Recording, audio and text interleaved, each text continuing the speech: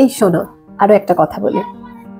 সেটা হচ্ছে, সমস্যাটা কি জানো তো, মানুষের কথা বলা কোনো দিনই থামবে না। তুমি যাই করো না কেন, তাতেই মানুষ তোমাকে নিয়ে কথা বলবে। তুমি যদি আজ কোনো মানুষের কাছ থেকে ভালোবাসা পেতে চাও বা ভালোবাসতে চাও তাকে, তখন তোমাকে সবাই বলবে যে তুমি অ্যাটেনশন সিকার। বা ধরো তুমি কারোর কাছ থেকে টাকা চাইছো, তখন তোমাকে বলবে গোল্ড ডিগার। কারোর কাছ থেকে সাহায্য চাইলে বলবে পারিস না তো, করতে যাস কেন। তুমি একা থাকতে চাইলে বলবে চিট করছো। বা ধরো কষ্ট পেয়ে কাঁদছো, তখন বলবে যে সিম্প্যাথি গেইন করার চেষ্টা করছে। খেতে চাও, তখন বলবে বেশি খাই খাই করে।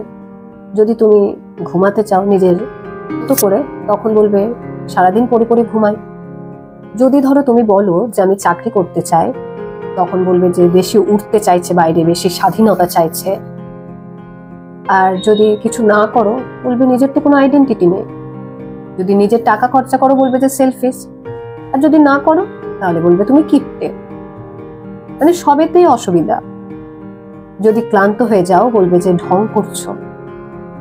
আর সবার সাথে আনন্দে থাকলে, ফুর্তি করলে, বলবে যে মনে রং লেগেছে। তার মানে বুঝতে পারছো তো, এদের সবকিছুতেই প্রবলেম। তাই জীবনটা তোমার, তুমি যেটা ভালো মনে করবে তুমি সেটাই করবে। লোকের কথায় বেশি কান দিয়ে কাজ নেই।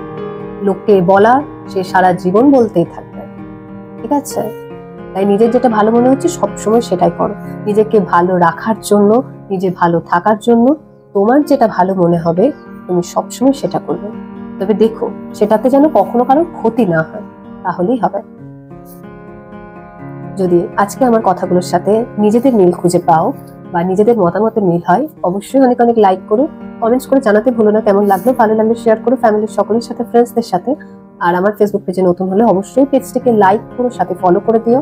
আর সাথে প্লিজ আমার ইউটিউব চ্যানেলটাকে সাবস্ক্রাইব করে আমার সাপোর্ট করো, আমার পাশে থেকো। সকলে ভালো থেকো, সুস্থ থেকো, টাটা।